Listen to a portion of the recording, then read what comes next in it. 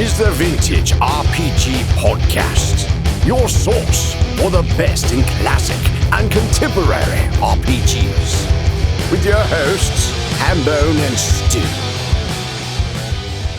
Welcome to this RPG Podcast, coming at you again from the clubhouse, hidden somewhere in the swamps of New Jersey. I'm John Hambone McGuire, and with me, as always, is the founder and publisher of Unwinnable, Stu Horvath. No joke today, because we've been off for weeks, and we're coming into this cold.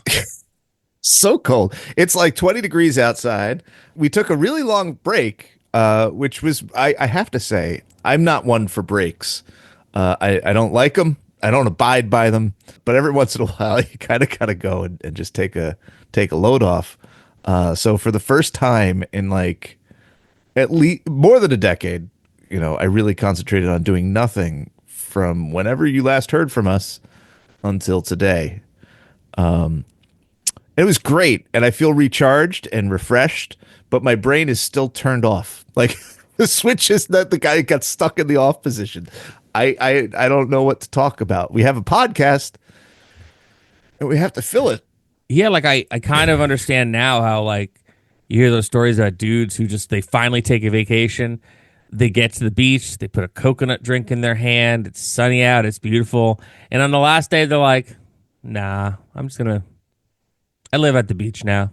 Open up a little surf shack or a little taco stand, and then just call it a day, because what's waiting for you back at home. And I mean, for us, life is good. We have nothing to complain about, folks. But yeah. It's definitely like, wow, I think this is like the longest we've taken off in 7 years. And we just took off for the holidays, and then we were supposed to start back up right before New Year's with recording. We were just like, nah, we're gonna. Yeah, nah, it's good.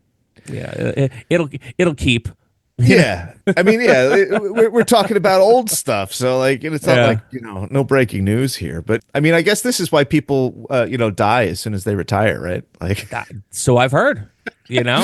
That's something that I have heard, and it's not something I'd like to do. I'd like to think that when I finally retire, it's going to be pretty chill. But yeah, man. Everyone's like, what the fuck are these guys talking about? I didn't get any. I got dice. I didn't get any real RPG stuff for Christmas. I got like some sweet socks. Oh, nice. Yeah, they're pretty awesome. I got the Goonies socks. These like really like the nicest socks I've ever had in my whole life. Like they make no sense to me how like they are so nice and so comfortable. But I haven't worn the right one yet. I mean, I've just tried them on because I got a. Well, I mean, I did get like a wizard's door tattoo as a Christmas gift from Sally. So that's very RPG-ish. Yeah, that's very RPG. But I haven't been able to wear them out and about yet because I'm like, okay, the tattoo's still healing. These are very nice socks. Yeah, not so much. I got the Order of the Stone. Daisy got that for me for Christmas. Nice. But I knew I was getting that because like she literally bought it while I was standing at PAX talking to Rick. So it wasn't exactly a surprise. She's like, "Is that the one you want?" I was like, "Yeah." Quickly, Rick, distract him. Now her main gift was a good one. She got one of the last Arkham House books that I'm looking for. Oh, that's great. Yeah, so I'm down to just needed 7, which is crazy. But those 7 are probably going to cost more than the other 180 combined. So I might be done now. I mean, you never know. You might, go to an estate sale and find them, that were owned by like a little old lady that only read on Sundays. Maybe. I think that once you process an estate into a sale, I think that there's people who I think that they know. Yeah, there's a baseline expense attached to these last 7 volumes that is just like eye-watering, unfortunately. Yeah. I bet. I absolutely bet. I mean, but at the same time, I've done my laptop. I bought a Surface last year from Best Buy, and it's great. I love it. It's a fantastic form factor for what I need when I'm mobile. And it was like, I don't know, $1,000, and I put that on a layaway plan. I pay $100 a month, and it'll be finished, soon. I pay a little bit more, so I don't want to hit the 0 APR. Oh yeah, you gotta get it. You gotta get it done before that deal runs out. Got to get it under the wire. That's what I'm doing. I got a MacBook because my MacBook from it's 10 years old. Whatever 10 years ago was. It's kind of like we're not gonna. Yeah. But why not do that for really expensive old books, right? Like, Exactly. And you're not going to read it. It's gonna sit there, so it's not going to get devalued by like, ooh, it was Taco Tuesday, and now I like rub my fingers all over this beautiful book from like old, like I read them. I like you gotta if you're gonna spend that, like, you gotta read them. But you do it, well away from the dinner table. But yeah. other than that, like not a lot of engagement with games. I've been working on the Goblin War Giant. He's coming along nicely, but Oh, they like look great. a I can't believe that I'm finally painting that thing. I don't think that we've talked about this much on the show, but the advertisements for the Grenadier's Goblin War Giant, sculpted by Nick Lund, it just always looked like an absolutely bonkers miniature in the ads back in like the late '80s, early '90s in Dragon Magazine. And it is. He's a giant who is out of scale of the regular giants, miniature giants. He's like I don't know, he's about 3 or 4 inches tall, and then he's carrying this battle platform that has like all of these goblins hanging off of him. Oh my god, so cool. And it's so good. And he's just big and burly, and he's like all of his like clothes are like stitched together from like tents and stuff. Like he's just it's a really personality filled sculpt. And I just always thought that like I always thought it was the coolest thing, even though I'm like giants are like, yeah, whatever, like they're just big guys, but like there's something about it that just seemed so over the top to me, and I was always fascinated with it. And I started painting miniatures a couple years ago. I got okay at it, and I was just like, I'm gonna bite off more than I can chew. I'm gonna get this big dumb guy, and I'm gonna try and paint him. Oh, and dude. I thought it was going to be a disaster. I really did. I thought I was going to spend $100 on this lump of lead and just be like, oh, I can't do it, because I thought that it was going to be harder to put together. I'm not really good at sculpting. There's this process called pinning, which involves drills. It just was like a whole level up for my hobbying. But he went together fine, and he's been extremely fun to paint. And I'm really surprised at A, how long it's taking, and B, how fun it has remained. Like it hasn't become a drag yet. And I think that that's really testament to Lund's sculpt. Like everything about it's just fun. And I keep switching up and doing different things. Like right now I'm working on the battle platform, which is a lot of like wood grain detail work. And like it's sort of tedious, but it's completely different from all the work that I put in on the fabrics and the metal that the giant is wearing, which was completely different from like the mostly goblins are all just wearing loincloths. So that was a lot of like skin work, and like Yeah. it's just been really interesting. And I think maybe in the next couple of weeks he'll be done. So there'll be pictures of that to share. I definitely appreciate the work in progress shots you've been posting, and also the picture of the cup that says "not water." Yeah, whatever. No, that's important. Because at first like I saw it and like I didn't know what it was at first. I'm just skimming through, and I was like, oh my god, it's like, God, is he having water problems? Should I check my water? Because like he lives 3 blocks away. Then I realized what it was, and I was like, oh yeah, so just say he doesn't have a taste he'll never forget. Well, when I started working on the platform, I was using a lot of brown paint. So like the brown paint in the water, rinse in your brush, with the backlight from my desk lamp, it was really becoming like a glass of apple cider. So oh my there God, was a lot of like me reaching for it, being like, no, don't do that. Yeah. Not whiskey. Yeah, man. I mean, like this holiday's been cool because I definitely, as I saw family members, I would tell them about kind of what I was playing and kind of, what I've been up to. And I think that the fact that over the last year, I've played so many different RPGs and was able to like, tell family members and some people I haven't seen in a while, like, hey man, this was awesome because I did this, and this. It kind of, I think, is beginning to plant the seed, if not spark interest, and people being like, I would try that. Because it's something I realized, over the course of the pandemic, I was running all these different games for like people, like, the sky was falling. There was no real time to kind of like think it through, but and for people to kind of really focus on, this is what I want to do, or like, I'm going to give this a shot because I know it's Dungeons and Dragons, but everything else I don't want to try. And then after just kind of like settling into playing, pretty much just Dungeons and Dragons every week, or DCC in my instance for most of the time. Like, you kind of forget that, one that, even though we talk about games every week, it's just you're so set in your ways about doing something. It's, to pick up other games and play them. So, one of the things that I've appreciated over the last year, and I still appreciate, is that, through our Patreon every month, I have to try to play something different. Unless it's something that was like, oh my God, this was so good, we didn't finish it. Come on back next time. We're going to finish this up. Like, it's definitely like challenged me to make sure every month I am playing something different and turning people and myself onto new games. So, like, I was stoked that I got to play Pirate Borg, which is like one of the last things I ran last year. And like, some games are awesome, and maybe because I'm trying so many things, I guess now I'm at a place where I can't imagine or wrap my head around an ongoing campaign, like starting up an ongoing campaign, because like I don't know who would have the time for that. Like your West Marches game is great because people drop in and drop out, but I'm like, in my brain, like the idea of an ongoing campaign is like, all right, it's these 4 people, we're playing every week. It's like, it's been a while since I've done something like that. Yeah. Well, I've taken off from the marches too. I haven't run anything. This is probably the longest I've not run anything since the pandemic started. Are your hands shaking for not having murdered anyone for a few weeks? We have funny. We're playing tonight. Good luck.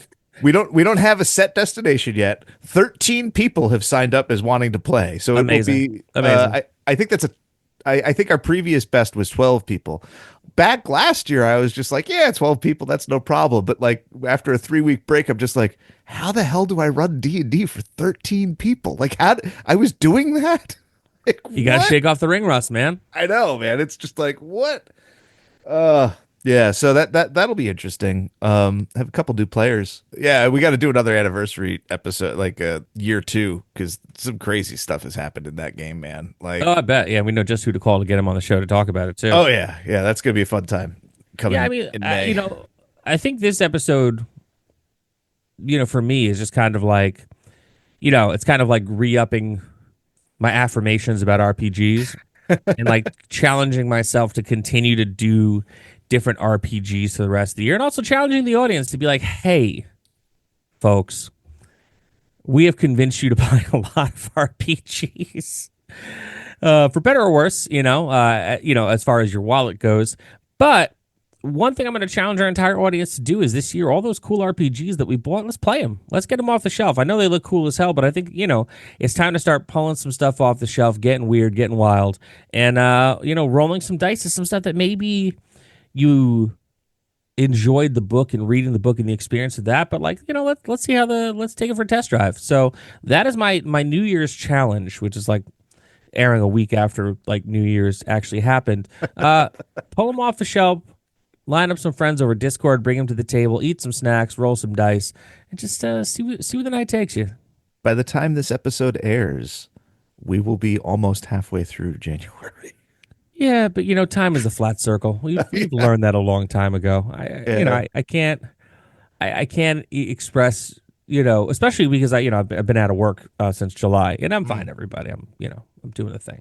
But with not having a set daily work schedule, other than like, oh yeah, every day you got to get up and look for jobs, but without having like an actual set schedule to like, okay, well this time I have to be at work every day. This is my lunch break. This is whatever. It's kind of like, what is time? Mm-hmm. And then with the holidays being kind of like, what was it? Like Christmas was like Wednesday? Yeah. Like all over the place. I'm waiting for like, okay, I'm going to Page. By the time this episode airs, I'll be on the way to Page, which if you haven't picked up your ticket yet for Page, it is going to be an absolute blast.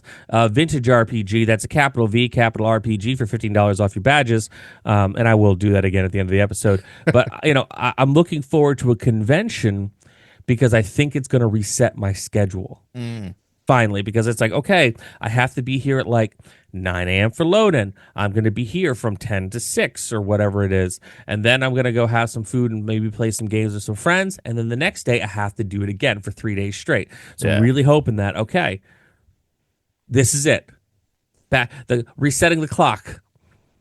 Yeah, I'm thinking back to the holidays when time was meaningless and how difficult a time I was having with garbage nights. Oh my God. It's street cleaning.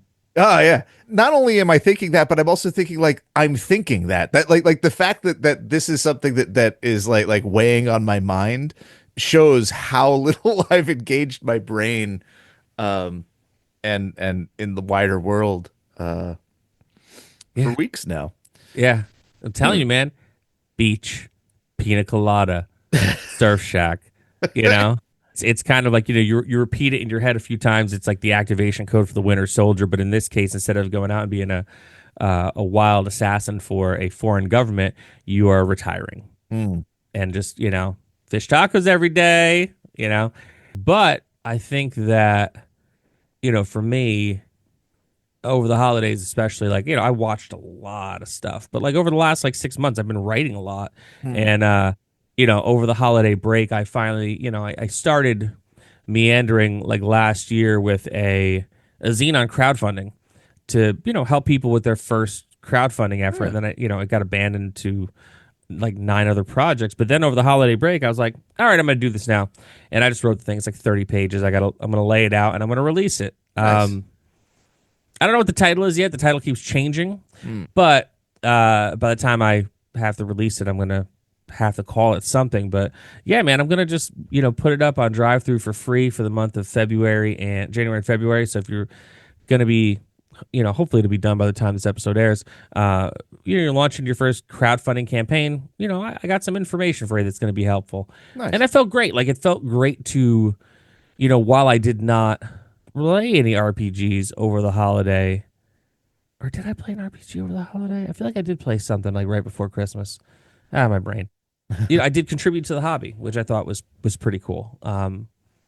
So there's always ways to kind of keep your toe in the world of the magic dice and the math rocks and the hanging out with your friends and doing good for the community. But yeah, that's kind of where I'm at.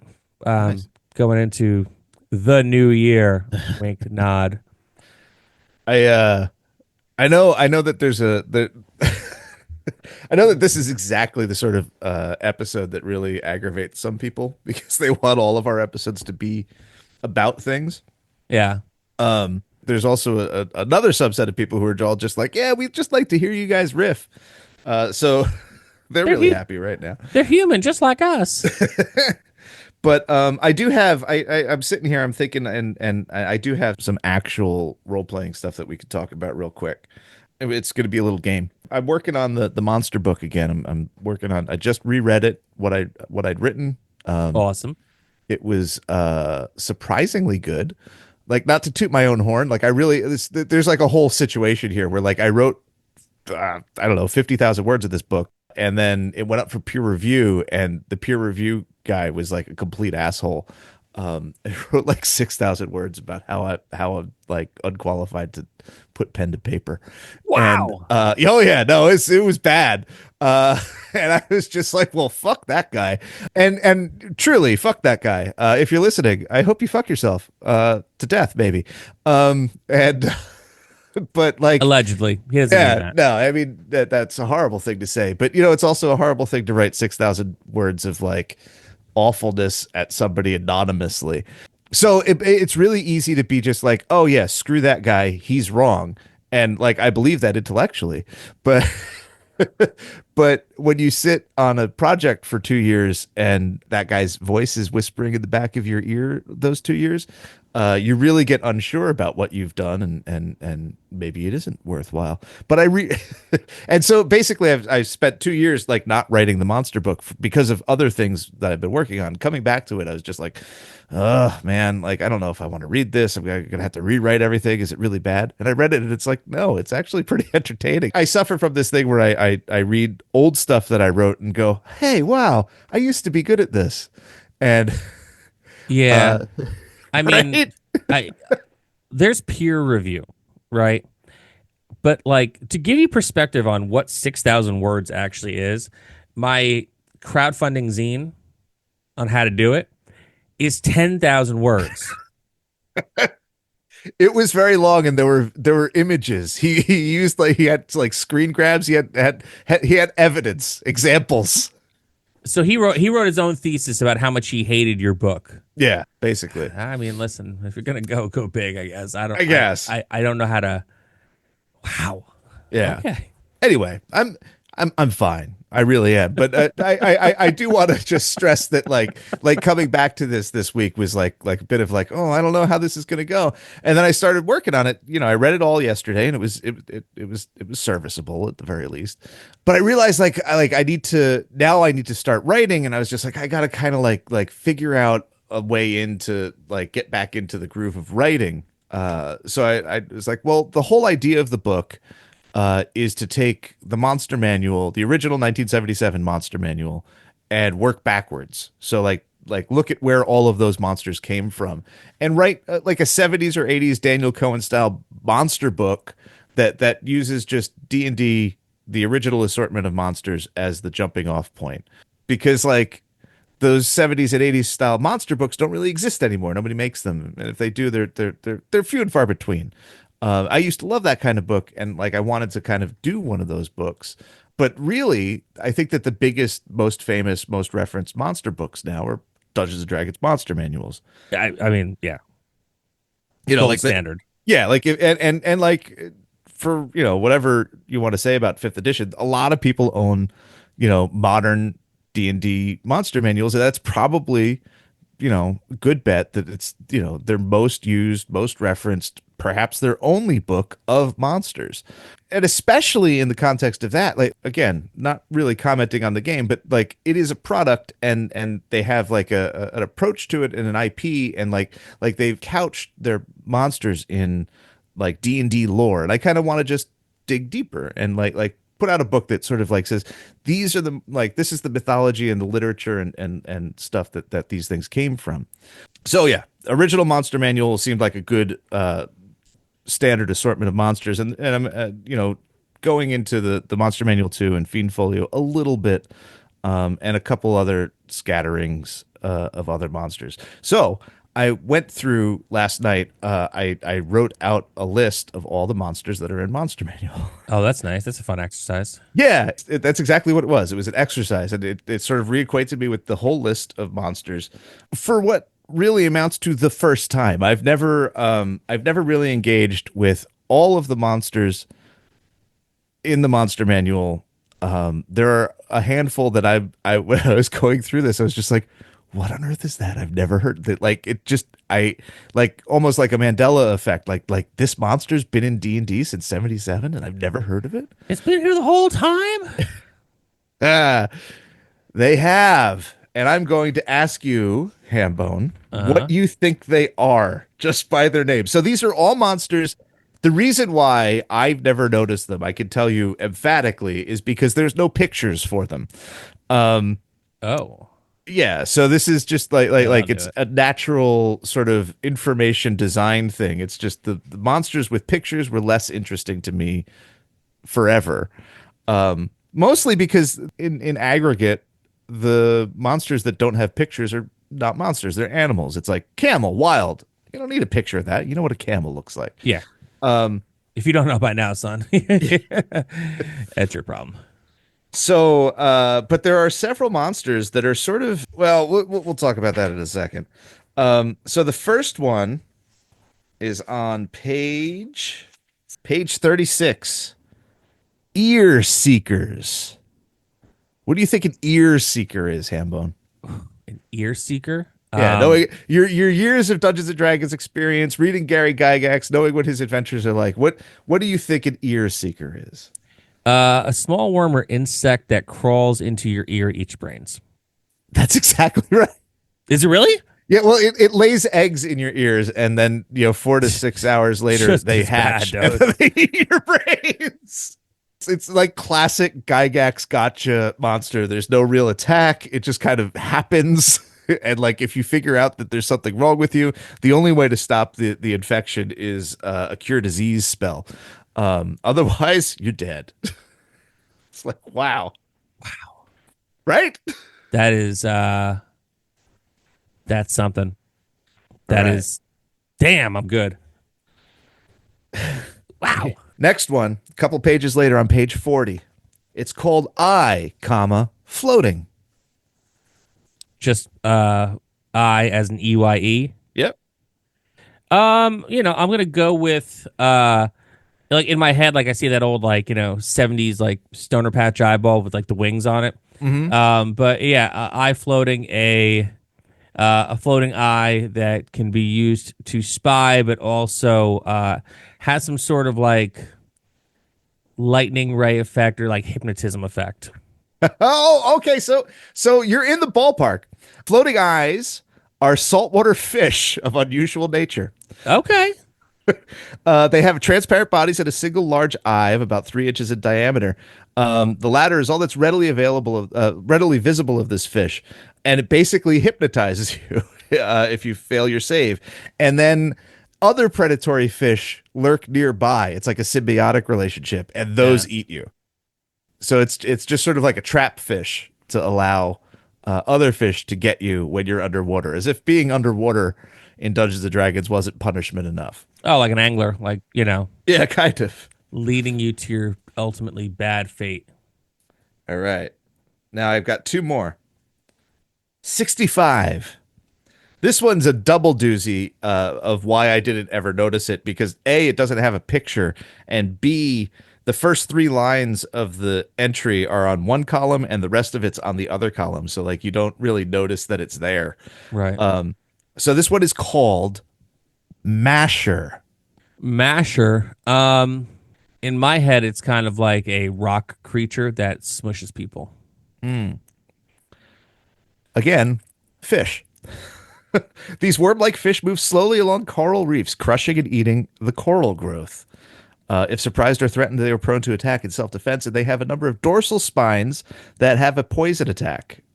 So if you attack them from not the front or the bottom, they basically stab you with an automatic hit, and then you have to save versus death or die. Save versus poison or die. Jesus, man. Could you imagine getting killed by a masher? And then like having to explain it to someone, it's like, oh, like I got killed by an Etin. Everyone's like, oh man, that's a tough way to go, dog. Yeah. I got like, disintegrated by a gelatinous cube. Yeah, been there, man. Yeah, I got killed by a masher. What's a masher? It's a spiky fish.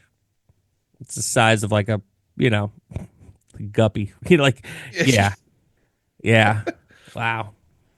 All right, we're gonna do one more. I'm gonna back it up to page 14. The cerebral parasite. What do you think the cerebral parasite does? I think that's something that takes over your brain and makes you do wonky shit.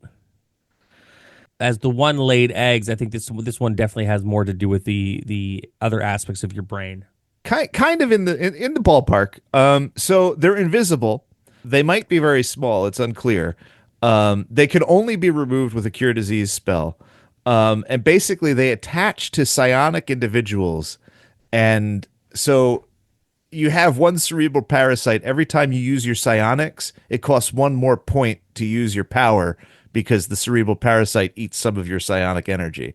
And then eventually, you might they reproduce asexually. So like after they've gotten enough juice from you, there'll be two, and then you have to pay two psionic points to use your powers on.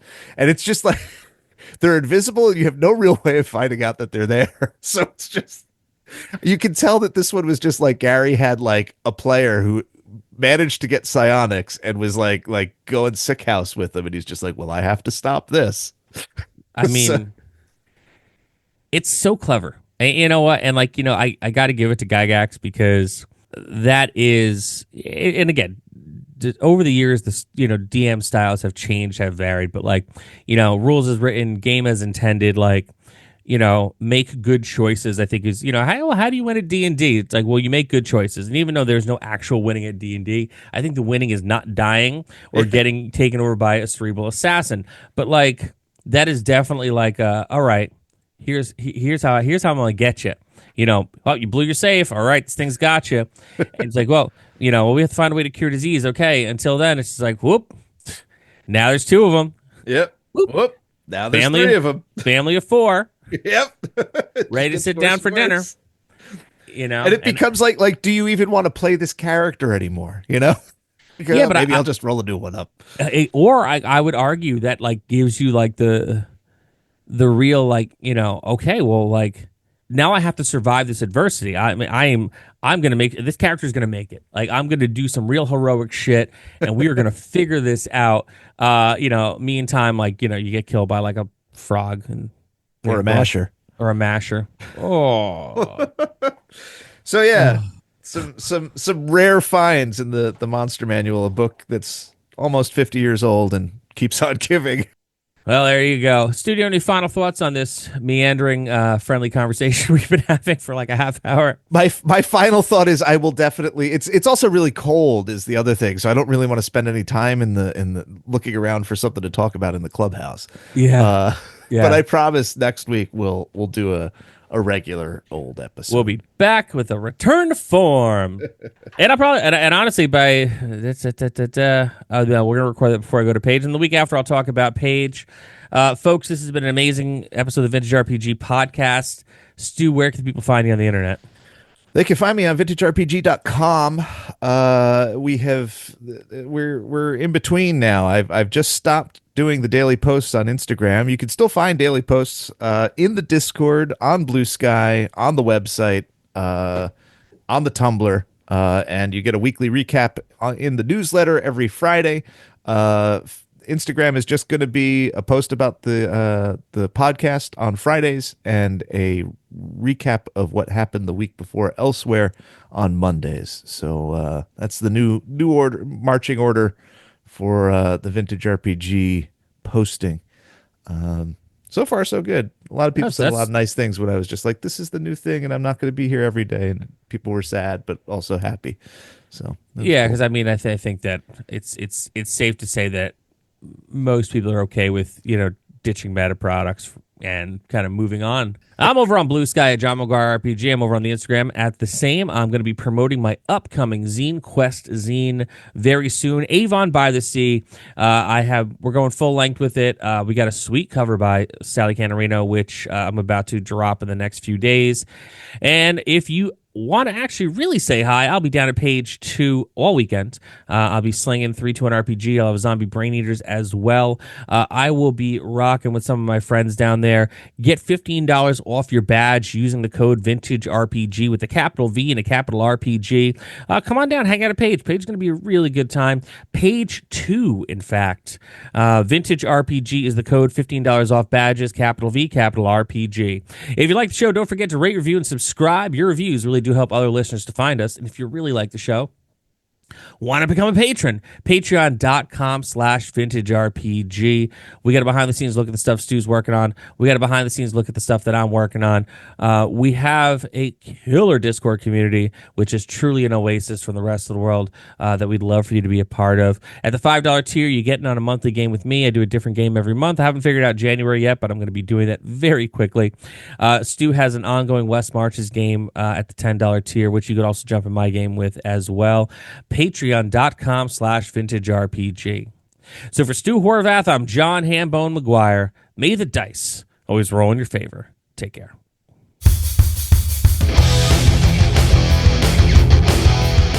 Thanks for listening. Don't forget to like, review, and subscribe to the podcast. Every review helps other listeners to find us.